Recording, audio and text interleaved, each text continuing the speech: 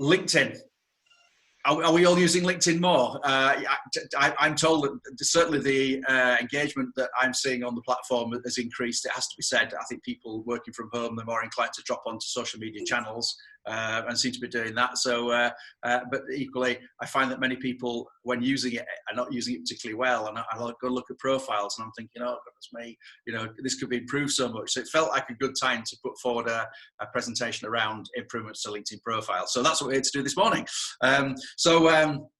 But also let me tell you that I figured out over the long time I've done this, that there are only two things we need to do to get this right. One is have a great profile. And the second is engage on the platform. Two things, that's all we need to do to get LinkedIn right. Now, the second part of that, of course, there's a lot of nuance, a lot of complexity in how to engage and getting that right. And you know, that will take a day to go through with you in detail.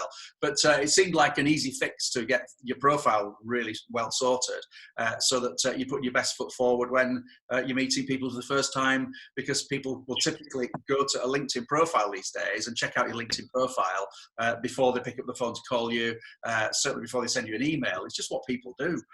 So it often surprises me when I ask people in a room, you know, to stand up if you're on LinkedIn, you know, speaking at events, and everybody typically stands up in the room. And okay, that's lovely. You're all LinkedIn smashing. Now, please remain standing if you're proud of your LinkedIn profile. A few of you may have heard me say this before, and sort of rather uncomfortably, like 95% of the room sits down. and I, you know, I go, that's nuts. I mean, that means 5% of you proud of your digital presence. You know, these days that is what people see first. So, you know, if you're not proud of your own profile, you know, what you're doing, you know, if you at an event, did you not have a shower in the morning and put, you know, your suit on and look decent? Of course you did. That's what people do. So why is it they don't sort of smart up their LinkedIn profile, you know, to the same extent? Because that's where people are going to go first. So I figured it was a useful thing to put together just an hour's webinar to go through with you what I think makes a great profile. So thank you for those that keep joining. What I want you to do, by the way, is this. I can talk for England, as my friends will tell me. But listen, I want you to interrupt me at any time. If you mute your microphones, you know, generally speaking, then we're not picking up the background noise.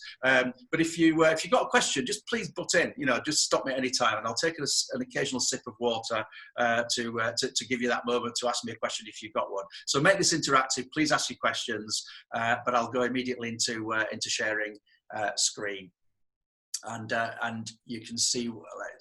Let me share the desktop. And I'm going to go live on LinkedIn. So let me just make that full screen. Of course, messages and things will pop up all the time. So I'm on live. I like to live dangerously, so just go live on LinkedIn and see what happens. So what you first of all be pleased to know is, I mean, I could do this via PowerPoint, you know, and show you boring slides. I'm thinking, nah, just go live, Nigel. Nobody loves it more than seeing their profiles displayed when I do this session. So I've got all your profiles displayed. And by the way, you don't need to answer this question, but did you notice that perhaps I'd looked at your profile this morning? Did you notice some of you that I might have looked at your profile on a prior occasion? Because that's a powerful indicator of an interest that somebody might be showing in you. So I'm not here talking about that side of things this morning, but I just drop in that little tip that if you're not aware of the people who are viewing you through your profile, then you might be just missing that opportunity to reach out to somebody and form a new relationship. Because do you know what? They don't wake up in the morning and type Nigel Cliff into the search bar on LinkedIn to see who's there. That's nuts. There has to be a reason they're interested in you. So what about teasing out of the people who visit your profile why they might be interested in you, and particularly if they look like your target customer? That's a really valuable tip. So so just testing this is live. Chris, you just tested. Have you proved the point? Thank you. Excellent. So you see, it's not a canned demo. The truth is out. So hey, nobody put any messages you should put up there right now. Particularly if you're not enjoying it and you leave. Don't tell me that before you leave. Having looked at your profiles, let me tell you what makes a good profile. So as I flick randomly across all these tabs I've got up on LinkedIn, let me just go to a few more. Let's see what makes an impression on us as we momentarily view these profiles, and what difference an image makes and a background image makes to the interest of that profile. So let me tell you about. I find that we're typically drawn to this image area here. It's the face, isn't it? It's the person. That's what we look to immediately. So Ash, if you're on the call, when I look at this profile, I'm going to go straight to looking at the image of you. So let's examine which images work best and why. So Suzanne, that's a nice largish image, but your face could fill that frame a little more. Now, here's what I mean by this. So you notice on my profile that I make my face fill that image area. Now, the reason that I do this is really important. It's because I want to be recognized around the place of LinkedIn. So let me just show you an example. I'm just going to Jazz's profile, because Jazz hasn't turned off this people also viewed feature, which, by the way, you can turn off. You don't need to show other people like you on your own homepage. So you can go to settings and turn that off, which I highly recommend you do, by the way. But let's just have a look down here on these profile pictures randomly that LinkedIn presents. So you can see the pictures of the people that are easily recognizable. So Henry here's a nice full face in that frame. Victoria, that's a nice image there, but of course her face is actually only taking, say, 50% of the real estate available to her. Amir here. Look how invisible Amir is to me when his head is this tiny, and that's the rest. And the same with Joel here. So you can see how much more meaningful the image is when you've got a large facial area in that place. So listen, I don't like my face either. Do you know? But over time, I think, get over myself. It's not important. That I don't like myself. Just put a nice photograph up there, but fill that image space as much as you can. So Sean, lovely photo. I really like that photo. Smiling at the camera. Look at the lens on the photo. But fill that image area. And I would say, in terms of dress code, be dressed as though you're meeting a customer perhaps for the first time. So that's kind of the dress code I typically would put up there. Randomly, Rob.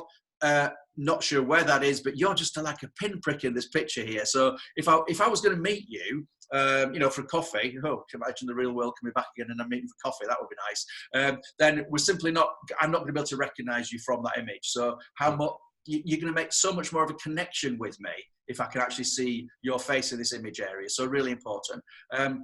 Michael, if you're on the call from Michigan, thanks for being here if you are. Nice photo, but blow that image area up. And perhaps it is a little bit in the shade.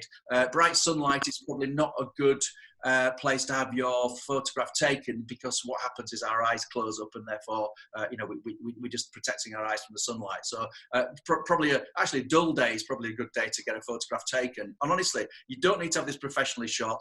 Just go out into the light. Put your smartphone on portrait mode, and most of us can get a good shot of ourselves quite easily. So really, really important that we have that image sorted. So what's the second thing we see when we're looking at an image? It's the background, isn't it? I'm just randomly again going through here at different images. So what does a background image tell us if we have one? So I happen to have dropped on Martin's image there. By the way, Martin is a friend of mine. Thanks for going on, Martin. No image though. That's such a lost opportunity to help Martin, if you like, portray his brand and his ethos, his culture, by establishing his own personal brand with an image. So, I know Martin does tons of work in the charity sector. He's also, an Iron Man. He's such a fit guy. Perhaps you could tell a story relating to, the passion for fitness and the outdoors. Perhaps something with your charity interests there, Martin. Just helps to tell the story of you. A picture is worth 1,000 words and all that sort of language that I'm sure we're familiar with. Is that appropriate, Nigel, in a business platform? I think it is. I think it's a case of having some personality here, and you raise a really good question about LinkedIn is a business platform, isn't it? So how personal do we get? And that's a big question. I could almost do a whole webinar on that particular nuance of LinkedIn alone. Here's my summary of it.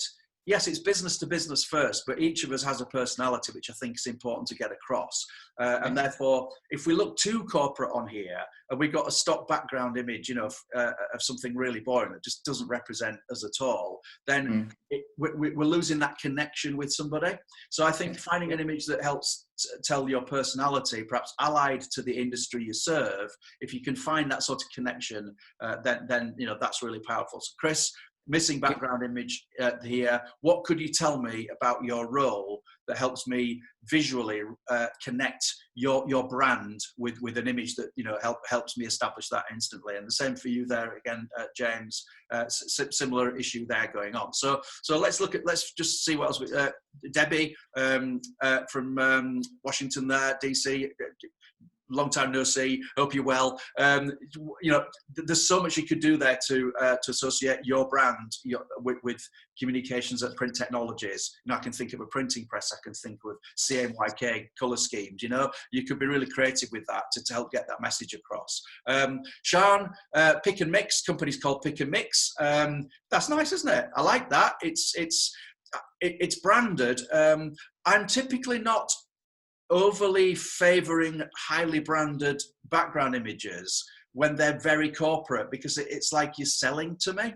But I think the relaxed nature of that logo I really like, and I think it works so well on that background image there. That's really, really nice. And your branding is relaxed and friendly. I'm sure that matches you as a person. So how powerful is that compared with the non-background that many people's profiles have? So don't miss the opportunity. It's free, easy to do. So just quickly, I'm not going to go into how to do this stuff today, because I'm sure most of you can sort of work that out later.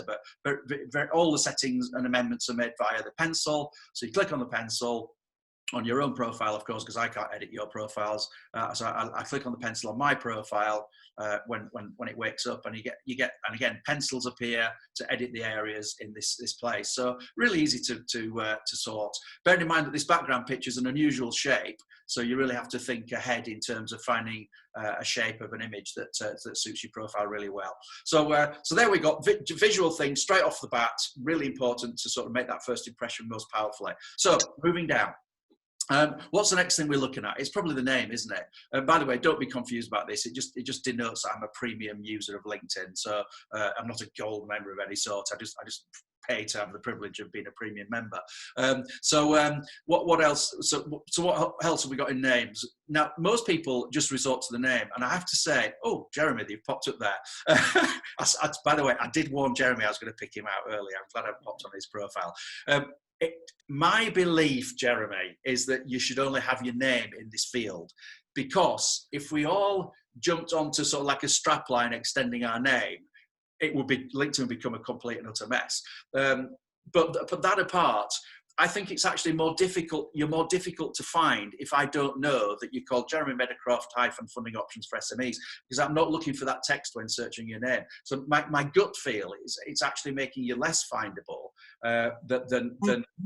than not by having that extended information in that field. What I would do is I would move that content into the line underneath, which is your headline, which I'm going to come on to in a moment, and actually move those keywords into that line where they're better represented. So for those of you who are wondering how to deal with this, hi Sally,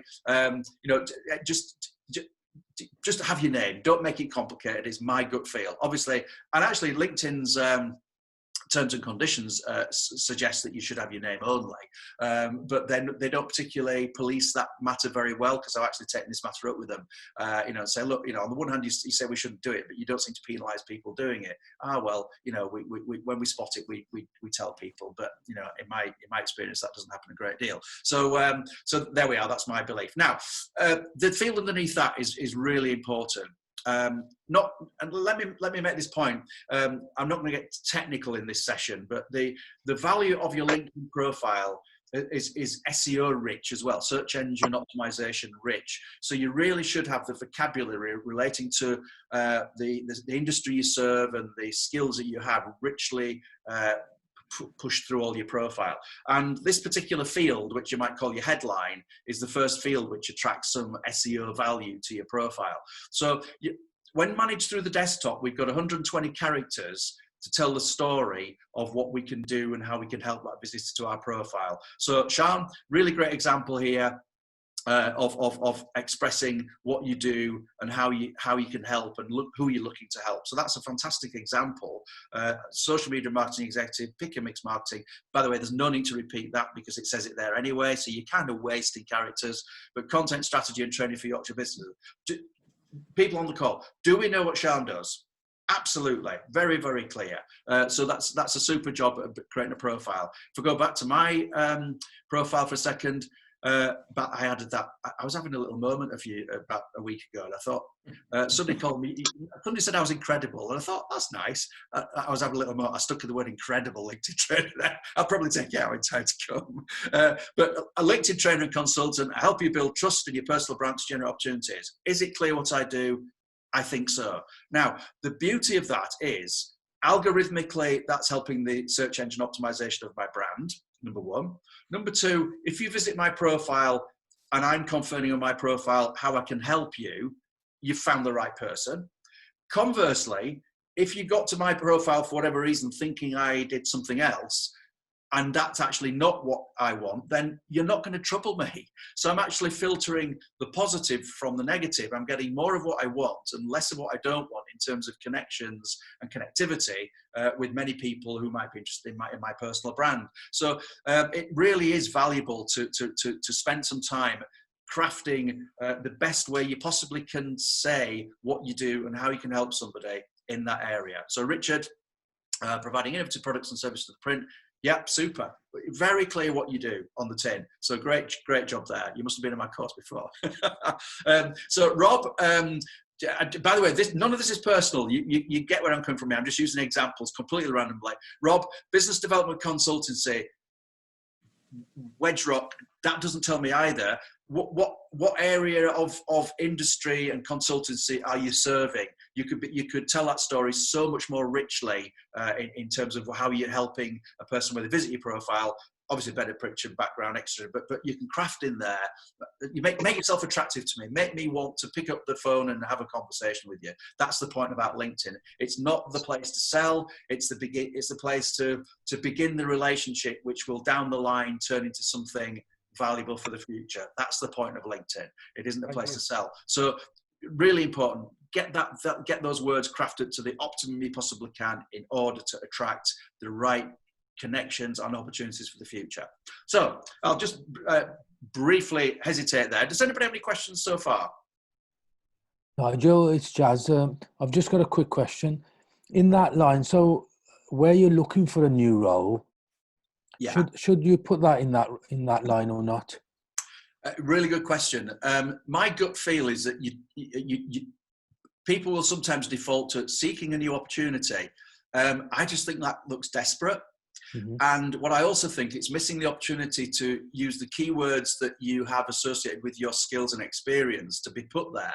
So I would prefer to, an experienced financial executive dealing with, large SMEs or whatever it is, whatever your strength is. So it'd be better to put the keywords associated with your future opportunities than it would be to have the desperation of looking for new opportunity. So the looking for new opportunities sometimes as a piece of text, by the way, used by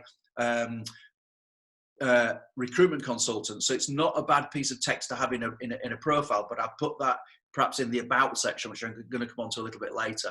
So I wouldn't put it there. I'd fill this area with the keywords I'd love to be found for that demonstrate my expertise. Does that help? Yeah. Thank you. Okay, no problem at all. So let's just have a look around a few more profiles just while we're there. Martin, experienced, passionate, highly engaged in training, enabling people in business to flourish. Fabulous. You might just extend that trainer of what kind of skills. I'm just thinking aloud here. I happen to know what those skills are, but somebody who doesn't know, you might think, well, a trainer of what? Is that Microsoft Office? I know that's not the case. So actually put in there the skills that are relevant to you. That might be valuable. Let's look at Kian here. I help insurance agents get 30%. Yeah, absolutely says what you do on the tin there, Kian. No issues with that. I have an issue with that photograph, as you might imagine, for the reasons already outlined. What else have we got? Chris, L&D consultant, coaching, training, strategy. Yes, you've personalised that, but tell me more. You've got 120 characters, so you know, use it to the max. And listen, let me just tell you, getting this down to 120 characters is actually quite a tough gig. I think it was Winston Churchill, I love saying this, who once said, I'm sorry I wrote you a long letter. I didn't have the time to write you a short one.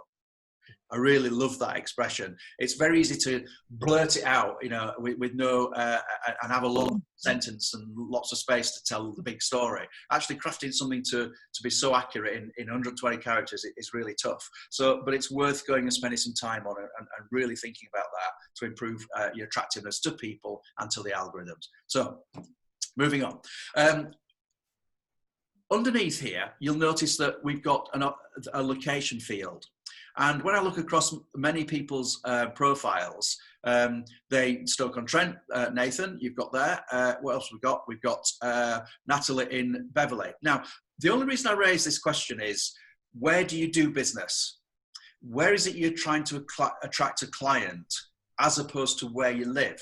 Now, let me explain. When most people set up their LinkedIn profiles, which sometimes could have been years ago, they put their postal address of where they live, probably, and it defaults to where you live. Actually, that may be not where I'm looking for clients. So I think of it this way. I want LinkedIn to do a job for me. And if I want to find business in Leeds or in Sheffield or in Brighton, then, you know, despite me living on the suburbs of any of those regions, then I might actually put the city that I'm most active in as opposed to the place I live. I have a situation where my work is all over the UK and sometimes abroad. So I don't want to, and I live in Halifax, West Yorkshire, which I'm very proud of, Yorkshire man.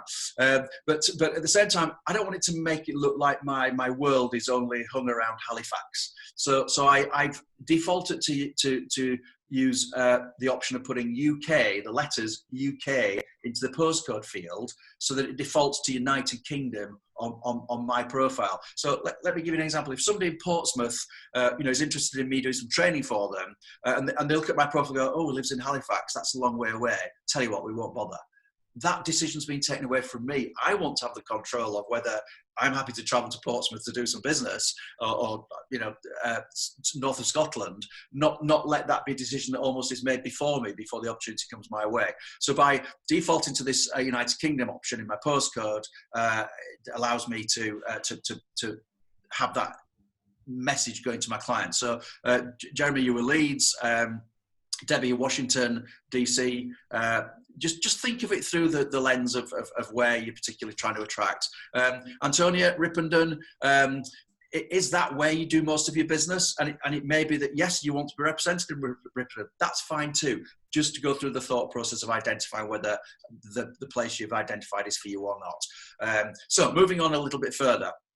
Now, this is a really, really important one, as they all are. Contact information.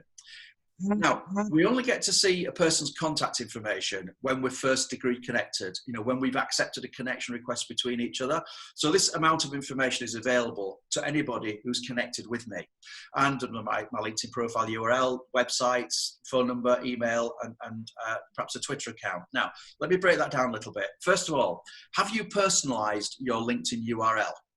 So what I mean by that is, have we taken off that string of letters and numbers which sometimes appears behind a name, and we tidied that up to have our own name, if our own name is still available on LinkedIn?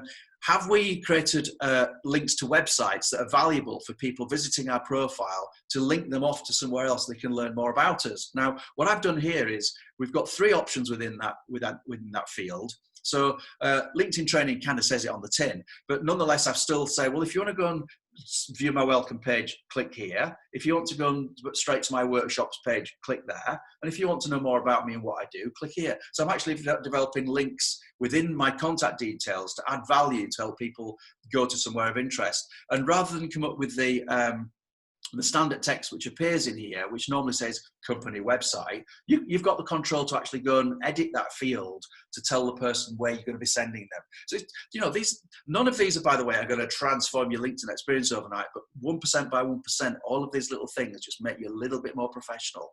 Phone number, have you got the right mobile number in there? are you happy to be contacted via your mobile number? If you are, pop that in there. If that feels less comfortable to you, you might want to put a switchboard number in, for example. Email address. Now, this is such an important one. NigelKissKiss@hotmail.com does not cut it here, okay? So what I'm saying is, don't make sure that this place is the professional email address that you want to be represented on your profile, not your personal email address. So what I find is that many people have their email address as what LinkedIn calls the primary email address on their account in this place. So that is that puts me in an awkward position. If I want to connect with you or begin a relationship with you and want to send you an email, I want to talk to you about something. So I go to this place for contact information, and I find NigelKiss@hotmail. I go, oh, that's a bit awkward. You know, I don't really want to sort of send a business-related email to their personal email address. So make sure that you've added your business email address into LinkedIn. And I would, by the way, I'd highly recommend having 2 email addresses in there, a personal and a business address, because if you haven't got locked out of one, you can get access to your account by the other. But make sure, and LinkedIn uses this expression, make primary the email address that you want to be seen in this location. So a really important feature. It happens so often. In fact, it happened whilst sending a number of you the invitations to join today's webinar. Those with whom I'm connected, I went to this place and found it was a personal email address. I'm thinking, oh, is that the right place to send it? But I didn't have any other option. So those of you who received an email via your personal email address, what about the customers who you want to do business with, who would feel awkward about that journey? So don't make it awkward for them, you know, but make sure that you're giving them the business email address. So let me just click on something at random here. So Felicia, we're first degree connected. So I'm not going to open your connection details because it's unfair on a public forum, and I'm connected to you, Martin. The same applies. Oh, I'm first degree connected to many people here. Who am I not connected to? I'm just trying to find something randomly. So what I was going to show you, when I'm only second degree connected to somebody, I get a very limited view of their contact details. I only get to see the LinkedIn URL. It looks like I'm connected to everybody on the call so far. So let me just explain how to change the URL. And I know there are people on the call who've got this. Let me show you how to change the URL.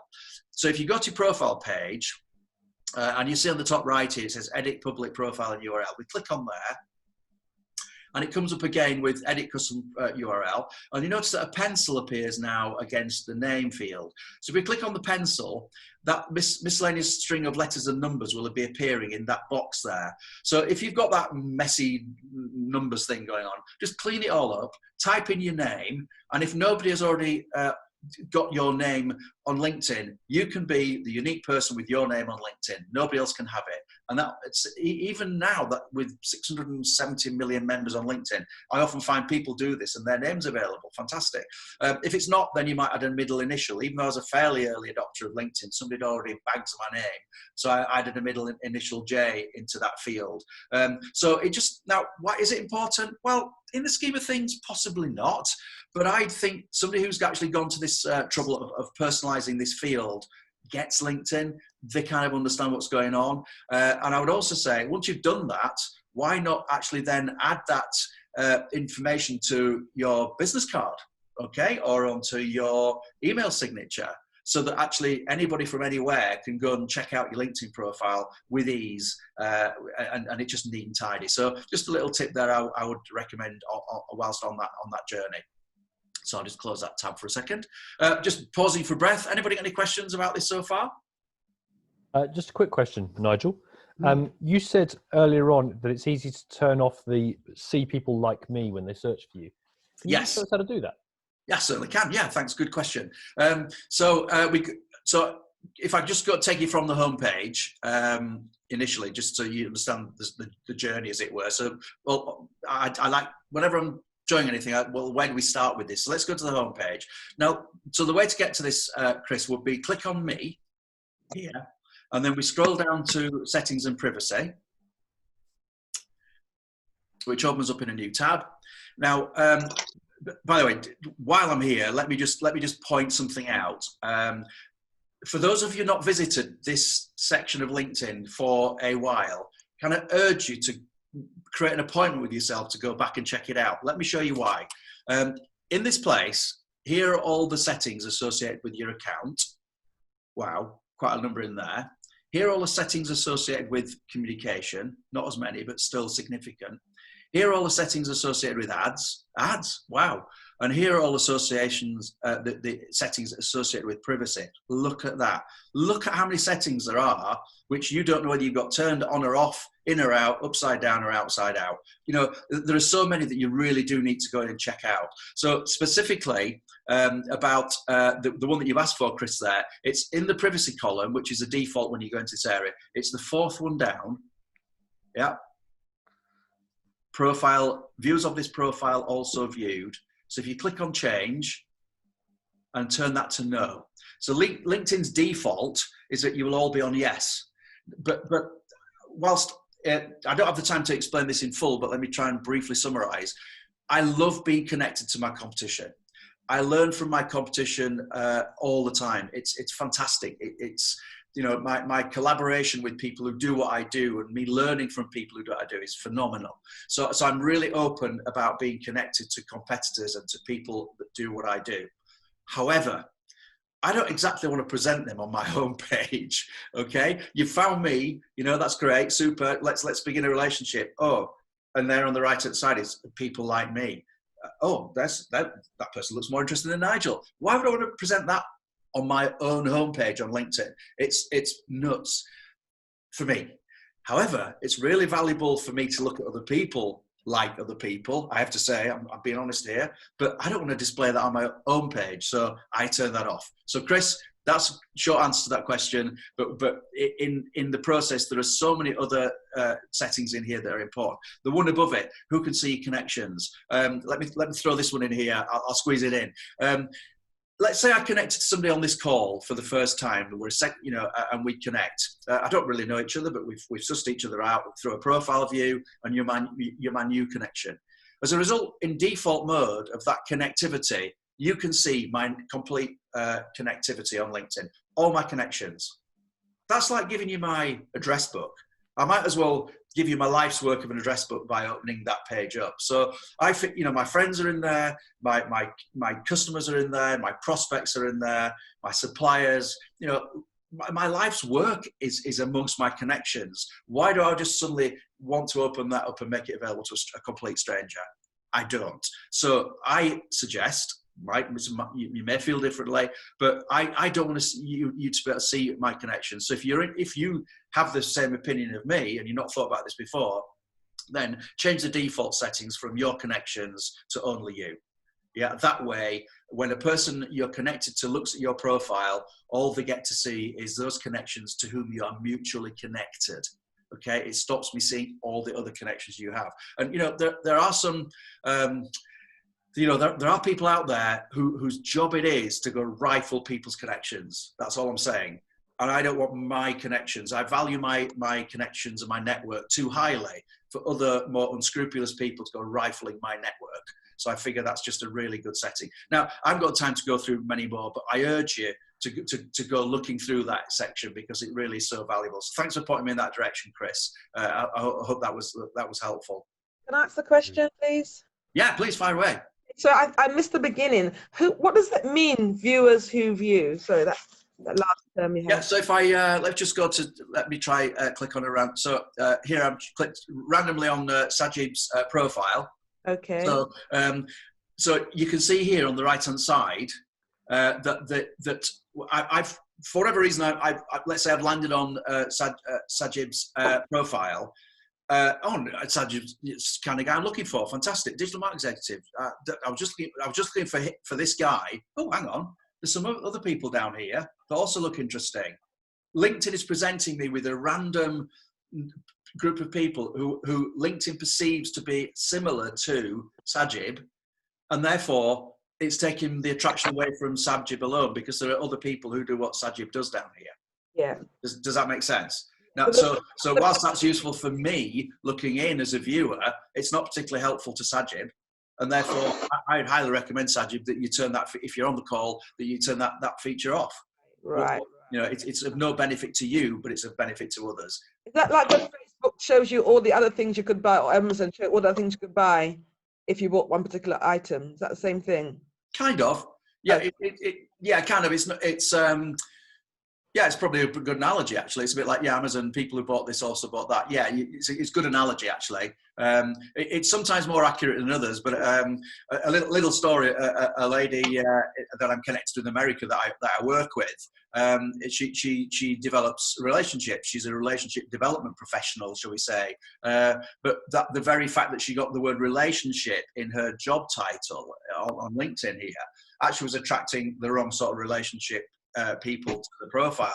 So when we looked at her profile, and people also viewed, without getting too political, all the pictures are of scantily dressed ladies, even here on LinkedIn. So she was kind of completely associating herself with the wrong profile of people who were not relevant to her world. It was obscure. And I said, did you not know you were showing that information on your? She said, I can't believe it. So this is so professional. Why is that allowed to happen? I said, well, it's you're using the word relationship in one way. Other people have seen that through a different lens. Look what the algorithms are displaying on your profile. It's all this kind of profile, which of course was not doing her personal brand any good at all. So she really was upset about that. So I need to turn that off straight away. Why is that the case? So that's why these things can be powerful in a negative way. And for you, I don't have no positive benefits. So I just suggest you turn it off. Hopefully that's question. Yeah. One last question. You say we can put the URL on our business card, and what else can we put it on? On your email signature. Oh yeah, that's it. Thank you. Yeah, super. Good. Yeah, great question. May I ask a question, please, Nigel? Yes, far away. It may sound a bit naive, but the last few weeks, especially, when people view my profile and I'm not connected to them, I message them to say to them, is there anything that I can help you out with? Is that recommended or not? It depends. If how are you messaging them? Is it Rob? Yeah, Rob Boycott. Yeah, yeah. I look at their profile, and if it's prevalent to oil and gas, for example, yes, I'll message them and say, is there anything that I can help you out with? Yeah. Are you using the in-mail to message, or are you asking for a connection request? No, I'm using the in-mail. Yeah. Yeah. Okay. I don't have long enough to explain the nuances of this, but I'm not fond of in-mails as a tool, for the reason being, people have an allocation of in-mails, and therefore I know I'm one of a number. What about this as a methodology? And we can take this offline at another point to get into more detail around the nuances of this. But what about sending a connection request to that people with a nice introduction, saying, "Hey, Nigel, whether you use the expression 'I saw you look at my profile' is questionable, but Nigel, I see we're in the same set together. We've got common connections. I'll be delighted to share useful content here on LinkedIn. Have a great day." Something really light and relaxed that just gets you through the acceptance of the connection request. And once you're through that connection request, then it's about being measured and patient in that time to build the trust in that relationship. So what this is not what to do. Hey, Nigel, thanks for coming to Connection. Let me tell you about what I do for my clients.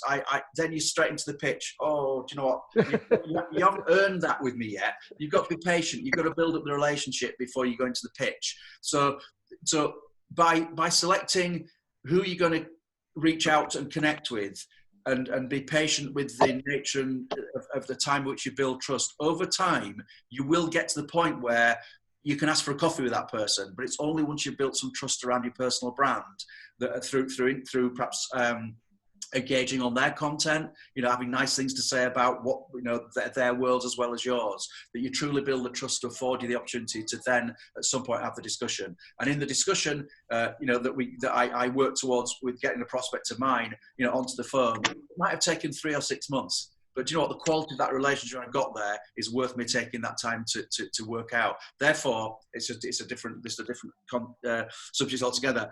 I don't wish to connect with hundreds and thousands of people.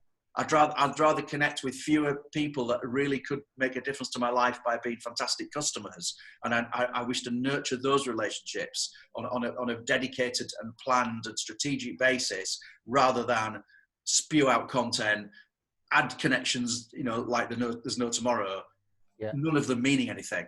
That's I haven't got the time to go into that in the long term. But so that's an answer to your question, in which there's a lot more nuance. But thanks for asking it. Any other quick questions while we're on this point? So I had a question. Yeah. Men seem to be following me, but in my headline I say I work with female accountants. How do I know they're not being sinister or something weird going on? Well, if you share interesting, I mean, LinkedIn doesn't afford us the ability to segregate our audience. So your content will be finding its way both to a male and female audience, I would say. And I guess if your content is interesting, as a male participant on LinkedIn, I may be interested in it, legitimately and respectfully so. So unfortunately, we can't sort of decide who shows an interest in us and who doesn't. So that's my generic, easy answer. In answer to the more sinister underlying question that happens there, are men looking at your profile for the wrong reasons? It's quite simple to report a person on LinkedIn. So if you can go to anybody's profile, and not. I don't know, let's pick out somebody that's on the call. Let's say Nathan, clearly that's not the case, but I could click on more belonging to Nathan, and you can see that Nathan and I are not first degree connected, and I can be going to a report and blocking mode here by clicking on this option here. So if somebody offended me, or an approach or commentary wasn't appropriate, then I can report it. And LinkedIn do take this very seriously. So particularly if you and another people report a person acting inappropriately, then they will be that their profile will be looked at by the right authorities. So be assured that if you go down that route, and if I click on there's different levels of reporting that you can get into that are more serious. So I'm not going to click on it, obviously, but that's the way I would deal with it in an inappropriate activity, shall we call it. Hopefully that helps. Yeah, that's okay. Great. Thank you. Super. Right, now just moving down a little bit further, because we're focusing on the profile mainly, but some really great questions, and I wish I got all day with you. Can you imagine what I could tell you in a day? One area of LinkedIn that people really underutilize is this about section. So it's so rich in SEO value, in attractiveness to the algorithms to understand what it is you do. So many people comment to me that, oh, Nigel, I'm not really getting much out of LinkedIn. It's getting more like Facebook every day. It's not for me. And I think that's because I'm strategic and I'm organized in what I like and share and contribute to the platform. The more I tell LinkedIn what I'm interested in, the better the feed that's coming into me will become. So by having a rich about section, expressing who you are, what you do for your customers, enables LinkedIn to understand what content you would like to receive on a much better basis. So it's so important from that point of view. Now let me just show you something else. You'll notice that I'm hovering over this see more, because what I want to show to you is that this see more bit here, this first approximately 235 characters, call me a nerd, is a follow-on to my strapline here.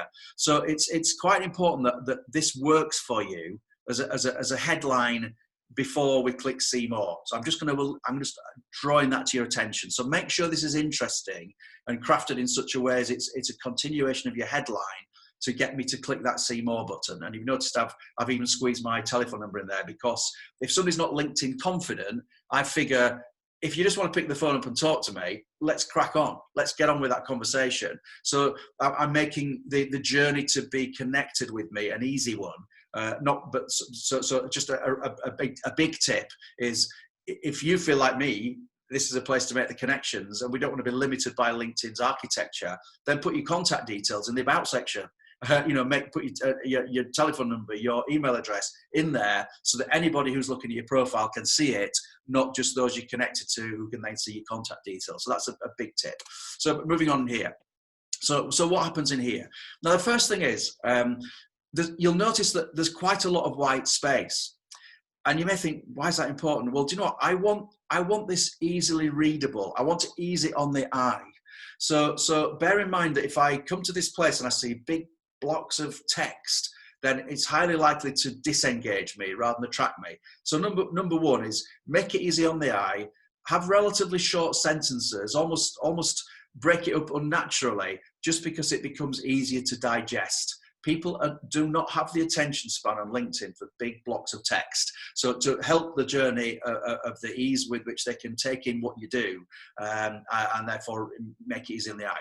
So secondly, and there's a piece of work to do here for most people. It's the most difficult thing to do, to get concise within 2,600 characters, which is the limit of this field. How you do and what you do and how you can help somebody. And by the way, I'm not saying the template here I use is a perfect template, because you know what, we're all different. We've all got different personalities. We've got different skills. We help our clients in such different and interesting ways. So this kind of works for me. So I kind of describe the problem, or the issue that comes about on LinkedIn. That's where I come in. This is what I do. That's how I do it. And do you want to know more? This is how to get in touch with me. And that's my broad sort of sense of what I want to put forward here. Another way of looking at this to be attractive to a person is, well, what has been my past? What is my present? And what does my future look like? I find that another good way to look at the about section. So what do I mean by that? I mean, describing to somebody, well, this is my experience. This is what I've done. You know, that's my body of influence in society at large and in business. This is what I'm currently doing. This is how I'm satisfying clients. This is how I'm helpful to my current clients. And this future bit is, what's the journey of tomorrow? What do you want your future to look like? And if you're actually saying, what I'm looking to do, in the future is help my clients achieve these outcomes, then that's where you can almost describe what it is you're looking to achieve tomorrow. And somebody coming into this place and looking at your profile and seeing it manifested in that kind of way goes, that's the person I'm looking for. Everything that they've said about what they want to achieve for their customers is matching what I want. And therefore you're creating that lovely match between what you've got and what you can do with the person that's looking in who needs what you've got. So it's a really simple thing. So also get the keywords in here that you'd like to be found for, the expressions, the industry expressions, perhaps the acronyms that are frequently used. All these will signal the attractiveness of your profile to a person who's looking in at you. So you really want this place to be, the place that seals the deal, as it were, before they go on to want to know more and wish to connect with you, and the relationship develops. So there are some really key tips about how to maximize this about section, and I'll just randomly look a few of the profiles. So let's see, Sean. Yeah, really nice there. We got a number of paragraphs in there, broken up, really nice. Contact details missing. Your choice. Could add them in. Might recommend. Antonia, what have we got in here? Very limited. Now, sometimes people say to me, Nigel, nobody's ever going to read this stuff. Why am I going to put 2,600 characters in here? And you know what? 98% of the people who look at my profile will never read it all. But the person that does is the person I want to attract. And therefore, I'm writing it for the 2% of people who are going to look at this, wanting to know what I do and how I can help them, who are going to spend money with me down the line. They want that information. So my answer to that question is, yeah, you're right. But actually, I'm looking for the 2%, 5%, 10%, whatever it is, of people who really want to know more about me. So here's a missed opportunity to get all the vocabulary in that field that helps me understand what it is you can do for me in a much richer way, and keyword orientate that to a much higher level of richness. I'd really urge you to go in and play at this. And actually, this is hard to write, really is. What have we got in here? Felicia, let's have a look. Yeah, nice amount of text, but we could say some more. And do we have any contact details in there? No. What about a website link? No. So, really, max this out. It's a free field. So I would say, folks, max it out to as much as you possibly can. Expressing to people what you do. Martin, we've got in there. Oh, Martin. So disappointed. Well, yeah, I've not been on a LinkedIn training course before. Well, we need to put that right. So you've got so much more to say that would, that would warm me to that profile. So there's a big job to be done there. Okay. What we got from Ash here. That's a keyword sort of orientated sort of version of about section. Ash, I just think I want a bit more personality. It's very keyword rich, and I kind of like it from a keyword point of view. But does it lack a bit of personality? Listen, it's good. It's got all the keywords in there. Not knocking it from a technical appreciation, but I'm just wondering. I'm just left thinking. Well, I want to build a relationship with you first, and then all these things come second. I just might say. But listen, who writes the rules? This is just a matter of opinion. This is the Nigel Cliff opinion platform. But I just tend to know what has worked for people I've worked with over time that's attracted the right quality customers to their profiles and what works. So just have a think about whether that might work for you a little bit better if it was a little bit more personal, a bit more personality. Nigel, may I ask a question? Indeed. Would there be some value in either the LinkedIn authorities or somebody else doing some simple surveys about how people feel about the About section and other sections in LinkedIn to try and get some kind of statistical measure of the value of these different sections? Yeah, there would, and from time to time people do polls and research on them. Let me put this perspective to you, Martin. By the very fact you've all attended this session this morning shows that you're interested in your profile in doing this stuff better. So whilst those who do it better, whilst the average is let's say overall poor, those who do it better rise to the top of the pile of everybody else more quickly. So there's almost a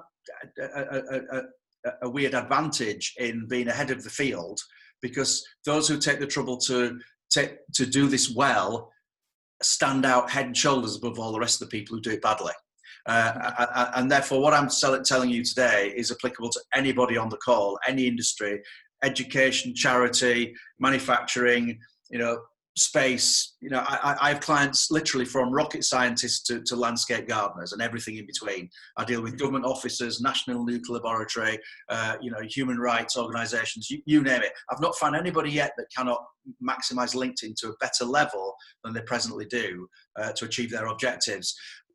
And the fact remains that all of those people who do, in a sea of people who don't seem to take as much care around their profile, they algorithmically rise head and shoulders above the rest of the competition, if you think of it that way. So for now, at least, there's an opportunity to really maximise this and gain an advantage over the rest. And therefore, almost alerting everybody to it is kind of raising the average overall. So do you understand that nuance I'm suggesting there? But yeah, research around them would be good. But LinkedIn, LinkedIn as a body just do not have these conversations with their audience. That hence the place for people like me who do this independently, because LinkedIn tells us nothing. They don't give me any advantage over you. I get no special treatment over what you do. So I'm just left to work it out along with other people like me for the benefit of passing that knowledge on to others. But thanks for the question. So just lastly here, before I move on to just a sort of 5 minutes to give us all some questions, featured. Now, so we're just scrolling down from my profile at the top here, down to this featured section. And LinkedIn changed this about 8 weeks ago. And it's such a useful section to be able to add richness to your profile. So we can pop in here videos, we can pop in here articles, PowerPoint slides, PDFs. So if I've got this far in your profile, people are click happy. If they see images, they're typically really happy to click on things. So here in my profile, if I click along here, is a video that I want to make, front and center on my profile. So somebody clicks on there, it opens in a window, takes them straight to a corporate video of how I can help them. So in 1 minute of watching this video, somebody's going to know pretty much what my life is about and how I can help them. So I'm not going to play the whole thing through, but it takes them straight to understanding more about me and what I do. Fine. I'm going to delete that straight away. So wonderful. Within one click, they're through to a thorough understanding of a video about me. So it's such a rich opportunity to make it clear to a person visiting your profile how you can help you look professional, maximize your brand and your benefits to your customers. So, and a really super feature of this particular area is if you haven't got the content richness already available to you, then what you can do is you can go through to your own content sharing. So if I just dropped out to my post and activity, I want to show you a little quick tip, which is really, really useful. So you can go to your own posts. So when we open up activity, it defaults to all activities. So let's open up this post section. So it's going to show the post that I put out about an hour before the call this morning. Me stood in the rain this morning, which I shared with an audience, just reflecting on what does a new normal look like. If I wanted to put this particular post at the top of the featured section, I click on the ellipsis here, and I could click on this to feature top of profile. So it's now on the top of my profile. So if I refresh, and I go back to my my profile section. Come on, wake up. What you'll find is that item appears at the front of this section now. Now, I don't particularly want that item in the future to appear in that place, so I'm going to edit. I'm going to edit where it appears because I don't want it to be at the front. But I'll just show you. There it is. See, popped in there. So if I wanted to move that out of the way and get it further down, then I just go into the edit area or the see all area, and I can grab each of these with a hamburger that appears. I call it hamburger when it's resolved properly, and I can move these up and down. They're drag and drop into different position. So I'm not going to bother with that now to waste time. So honestly, this featured section, wonderful place to put in valuable content that's going to enhance the connectivity of you and your profile to the audience you're trying to attract. So with 5 minutes to go, such a lot to get in there. Thanks for those questions. They've been brilliant. They've taken me off the profile piece a little, but that's all. That's what you want to know. So that's what I want to deliver in terms of value. So with a few minutes to go, technically, any questions that you want to ask? Hi, Nigel. Hi, Richard. Would you stick by the same rules for the company profile? Okay. It really hits an interesting question here. I can go into this more later with anybody who wishes to go through with me, but the truth about the company page is that they are useless to you. There, I've said it. Right. And there's a long strategy and rationale behind that, but we engage through our personal profiles on LinkedIn. Company page content is not interesting, and it's actually suppressed by LinkedIn in terms of its engagement. I can't engage with the company, but I can engage with an individual. So what I would say is, in the limited time we have to explain it, all of your connectivity and opportunities will come through maximizing your personal brands. Only use the company page to keep it ticking over with occasional corporate news that's just making sure that our company page hasn't gone to sleep. Expecting any value to come from our company page strategy is a waste of time. Honestly, it's a waste of time. Thanks. Yeah, it's a good, really great question. I'd love to go into it in more detail, but time doesn't permit. Anybody else with any questions? Nigel, can I ask about the benefits of premium membership? Yeah, thanks, Pauline. Let me put the question a different way. Do you need to spend any money with LinkedIn to make it successful for you? Categoric, no, you really don't. You can be highly successful on LinkedIn because most people are not maximizing free before paying LinkedIn money to have some extra features. However, you can see that I do pay for premium. Here's why I pay for premium. It's on this feature alone.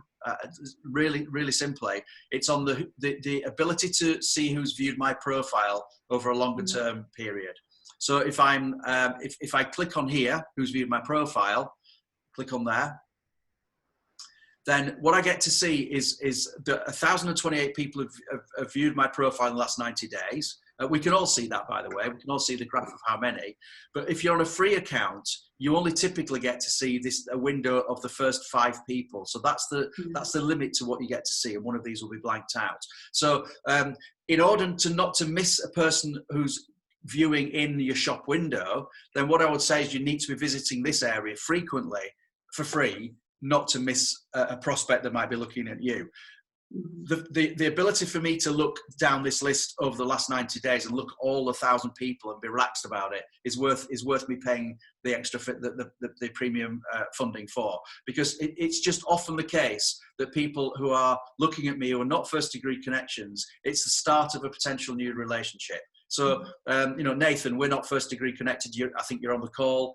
What if you looked at my profile? Would I have thought, oh, Nathan, I wonder what Nathan does? Advanex Europe. I might take the trouble to look you up and then think. I tell you what, is it an opportunity to reach out to what looks like a valuable connection for the first time? So Chris, we're already connected. So what I'm doing is I'm looking down here and going, who looks like a really interesting person to me that might be a new connection that could add value to my life and I could add value to theirs. And so that is almost a feature worth the upgrade enough for me to want to pay for that. But you can get around it on free by simply visiting your profile often, so that at any point in time, you're not missing the last few people who viewed your profile. Okay, thanks. You're welcome. Any more questions, anybody? Yeah, hey Nigel, it's Ash. Hi, Ash. Hey, so I sell software to engineers in oil and gas, and the software you could see as a product, but we sell it as a service. So you mentioned before about not connecting with loads and loads of people, and we talked about this before a couple of years ago. But for me, it can be consultants that buy it. It can be small businesses, large businesses, sometimes a collaborative effort between many engineers in a big company. So I connect with a lot of people. Do you think that's not a wise choice, or do you think it can be situational? It's a long debate, Ash, but my general take on this is I'd rather keep my network highly relevant and of quality than have the opposite strategy of connecting with anybody and anybody. So I have in the region of 4,800 connections, which to many people is a lot. But believe me, people who typically do what I do have got tens of thousands of connections, and that is not my strategy. And certainly, what I do works for me. So what I figure is that the more irrelevant people I connect myself to, the weaker my likelihood of my content reaching them is. The more of their irrelevant content around LinkedIn is likely to come into my feed, and therefore the whole thing over time just gets kind of watered down. When I train in young people, I somebody 21, I'm thinking, if you have the philosophy of connecting with pretty much anybody and anybody, by the time you're 30, you're going to have 30,000 connections on LinkedIn, which is the maximum. How then do you differentiate your audience amongst a network so large? So for me, it's better to have a refined strategy about making that connectivity more meaningful and having fewer connections than being willing to connect to everybody for the reasons stated. But that's my strategy. We can each have a different strategy. It works for me. I just don't feel I want to connect with everybody and anybody for the reasons stated. What do you think? What's your view? So because I sell globally, so I sell in Asia, Europe, Oceania, I sell everywhere. And I found that sometimes there's a part, and I can't remember what they're called, but there's a connection type that I can't send invitations to because they're out of my network. Oh, out of network, yes. So I find by connecting with many engineers, specific to what I do, by the way, I don't just connect with any old engineer. I connect with ones that are relevant to the software that I think they'd find it useful. But I feel connecting with a non-decision maker at Shell, for example, still potentially help me because they're in a region that I don't know enough about yet. Yeah, no, then I think that makes entirely sensible strategy. And seeing that I'm looking at your profile now here with only 2,000 approximately connections, then it's not like you're being overly connected to tens of thousands of relevant people. So it looks to me, given that you've decided what you're doing, that you're following a sensible strategy here. If I'd have seen 20,000 there, I'd have been slightly worried. But it seems to me that you're adding people discreetly and with a strategy. So that sounds good to me. Okay, great. Thanks. Yeah. I'm conscious we'll be on time, so anybody who's going to leave the call, but by all means, thanks ever so much indeed for coming on. I hope that's been of value to you today. Just thanks for being with me for the last hour. If anybody has any more questions, I'm happy to stay here answering them. But thanks if you need to leave the call. Thanks, Nigel. Thank you, Nigel. It's been absolutely brilliant. Thank you. Yeah. Thank you very much. Very well. Very well. Thank you. Thank Very you. useful. Thank you very much. Very useful. Thank you. Hey Nigel, it's Ash again. Hi Ash. So another question for you. The one part of the platform I find most difficult is engaging with other people. Now, I create posts fairly regularly for the company page and for myself. Talk about myself, but I sometimes find that because I'm in a world of engineers with vast knowledge that I don't have, I'm no engineer, I know the small amount that I need to know to do what I do. Yes. But I find it difficult to have a technical conversation with people. So I feel almost nervous to start posting for fear that I might make some kind of mistake or make myself look silly. I think that's often the case with people sort of building bridges. They're not the technical side, and that happens such a lot, of course. I think what you're trying to do is you're trying to build just trust in your personal brand, because people know that you're not the guy with the deepest technical expertise. So you're just simply trying to build trust in your personal brand to afford the conversation, to get to that conversation with the technical people, putting heads together. So let me just show you by dropping down to my personal activity. It may or not be a good example, but this post I did this morning was nothing about LinkedIn whatsoever. It was just about my reflections on what's the new normal going to look like, and therefore, I've steered away completely from being technical or even on subject, just to questioning things that other people might have an opinion about.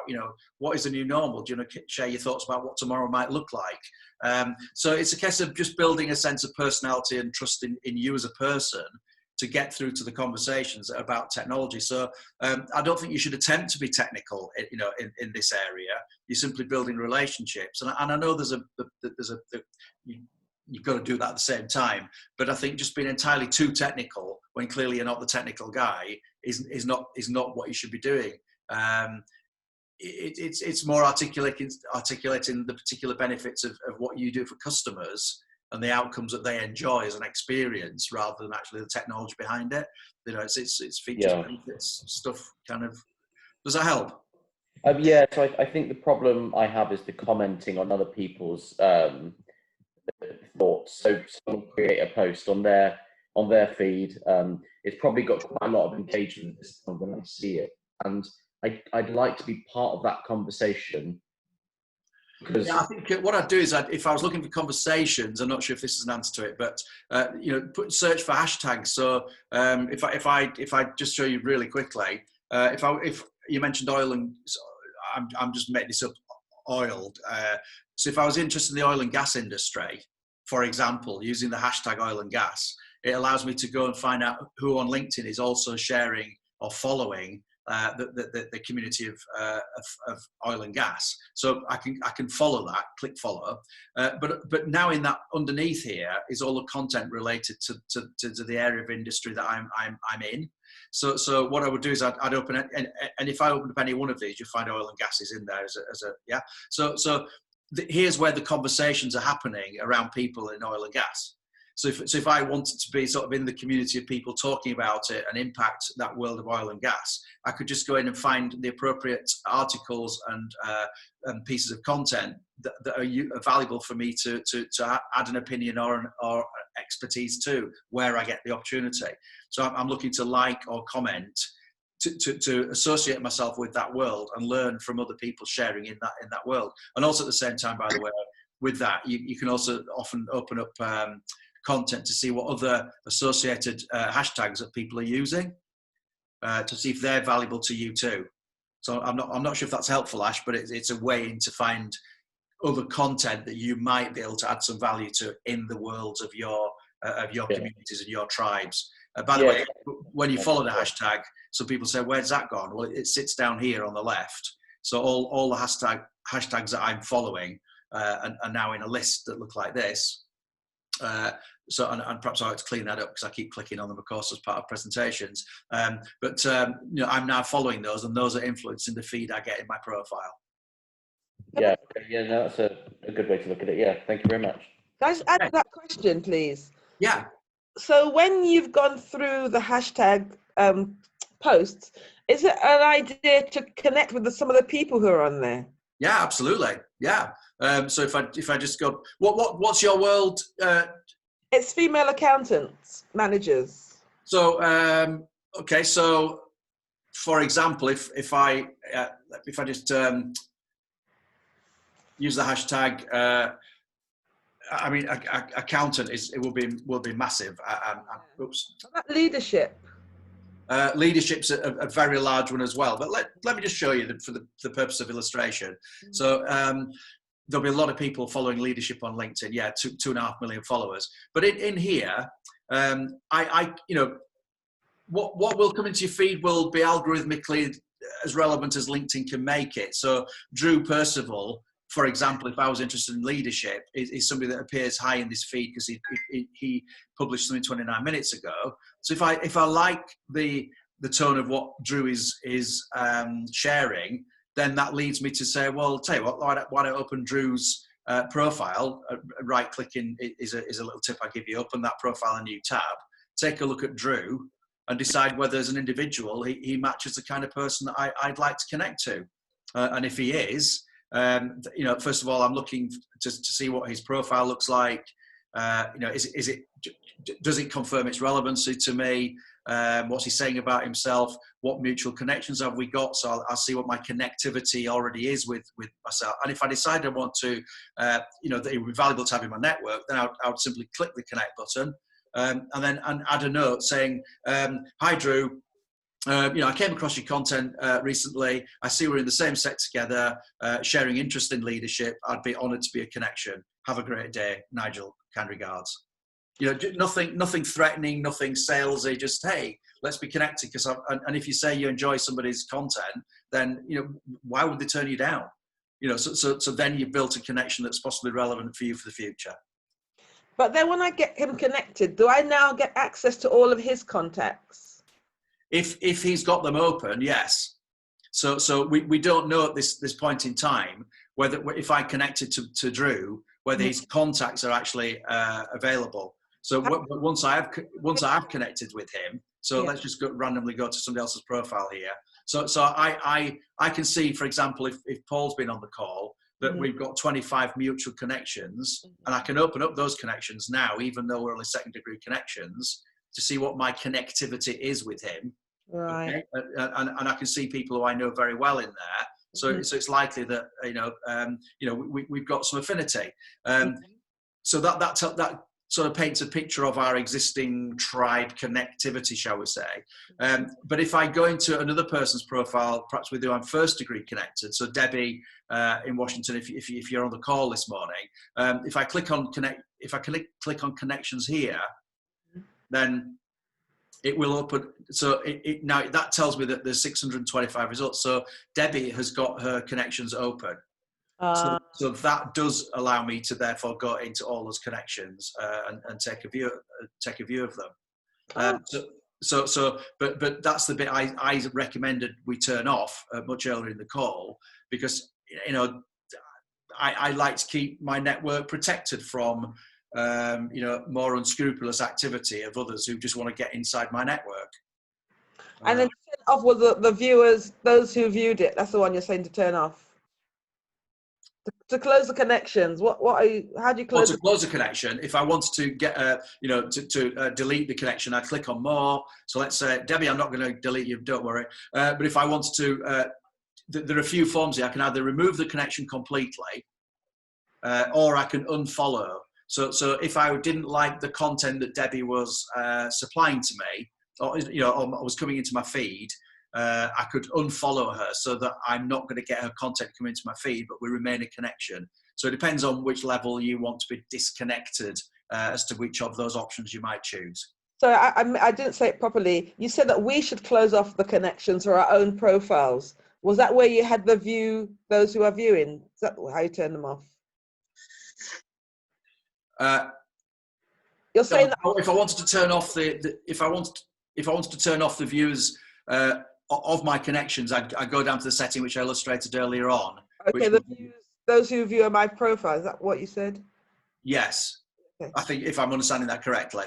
Yeah, I get it. Yeah, thank you. If I've not covered that properly, please do come back to me later. I'm happy to pick that up later with you. I get it now. Thank you. That's fine. Super. Okay, I think we've got 6 people left on the call.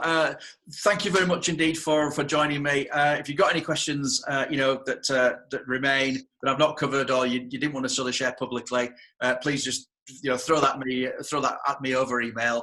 Love to answer those questions. And thanks for being on the call. Have a great day, everybody. Thank you. Bye. Thanks so much. Thank you. Thank you. Bye. I've got to go for the walk.